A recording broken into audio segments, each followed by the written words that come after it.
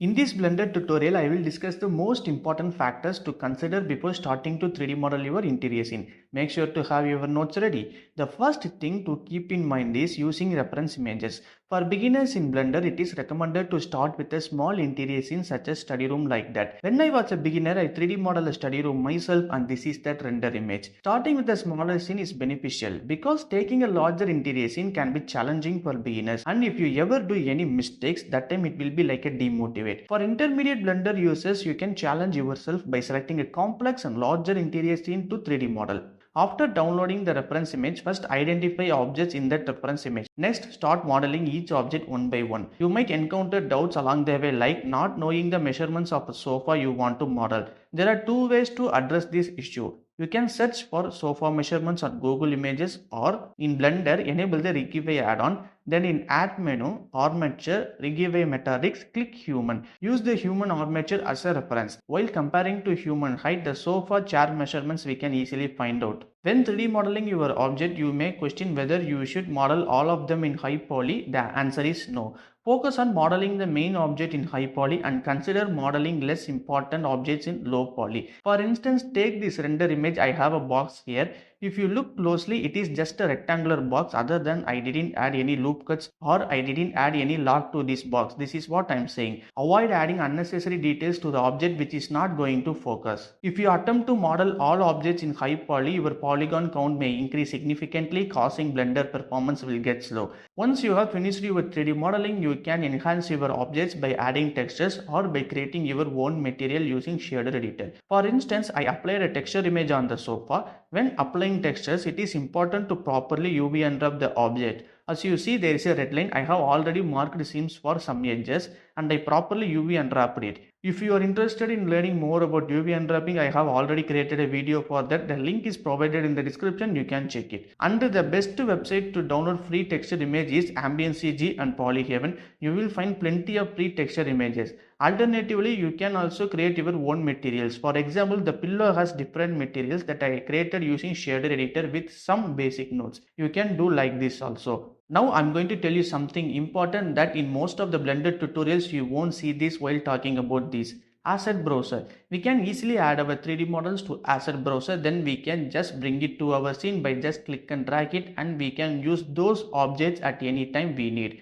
In case if anyone of you don't know about the asset browser, I have already made a video about that. The link is provided in the description. You can check it. The image you see is a rendered image of the scene I just 3D model. If any one of you mistakenly think it is a real image, please leave a comment so I can know. After that, based on the reference image, begin organizing your objects in your scene. Sometimes in your reference image, you may have a window that shows building or tree outside. In such case, do not spend time modeling them because the focus is inside the building. Instead, use images like this that can be found on Google or website where you can download non-copyright images for free. Once you have completed these steps, add a camera from the add menu and position it where you decide. By enabling the camera view option, you can easily move around your camera in the camera view. By selecting the camera on the right side in object data properties in the viewport display, increase the passport out to 1 so that everything outside the camera focus will be black completely. What I am about to reveal next is extremely crucial and unfortunately many Blender beginners properly do not do it correctly. Lighting. This is the most important aspect I can share with you as a simple tip. For lighting, you can utilize HDRI images to illuminate an entire scene. For example, take this exterior scene. I know this video is about interior scene only, but to explain about the HDRI image, I take this scene as an example.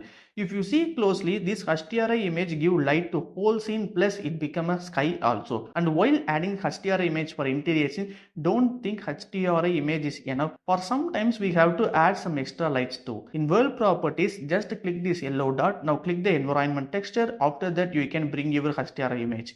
In Polyhaven website, there will be plenty of HDRI images that you can download it. There is an interesting node that is called sky texture. By using that node, it will give you a realistic light to your entire scene. For example, take this interior scene. I have used the sky texture node so I get some realistic sunlight. To bring the sky texture is so simple. Just click this yellow dot. You will have the sky texture. After that, you can change the values if you need in sky texture. Alternatively, you can achieve perfect lighting for your scene without using HDRI image and sky texture.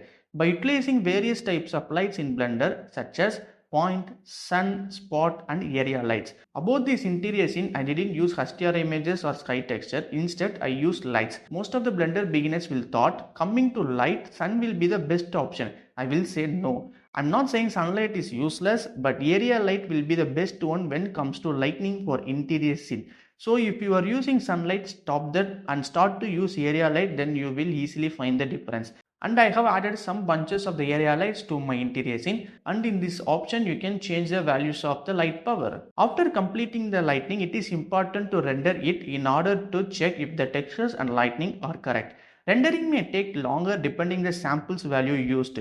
To speed up the sample process, first enter the sample amount that you desired. Next, activate both the render region and crop to render region options in the output properties. The render region allows for rendering only a portion of the view instead of the entire frame. Crop to render region will adjust the image to match the size of the render region, eliminating the need to render a transparent background around it. Then reduce the percentage value to like 30 or 35, something like that, to render the image in lower resolution for a quick preview of the scene. Once any mistakes are corrected, the percentage value can be increased back to 100 for the final rendering. Now I will tell you my render settings. First, change the max samples to 128. It will be good HD image, or if you want higher like 4K or ultra 4K quality render images, then change it to 300, 500 or above based on your computer performance. And in light path, you can change the settings here. I have glossy value 4 and I use glossy, so I think 4 will be okay. And I think I didn't use much transmission, so I'm going to reduce the value up to 4. Likewise, change the values in light paths if you didn't use this, because these values will be calculated while rendering. If you didn't use glossy, just make it to 0, then your render will be fast. And disable these two options here. Then in performance, enable the persistent data. And finally, in color management, you can change the options for view transform and look, which is best for you.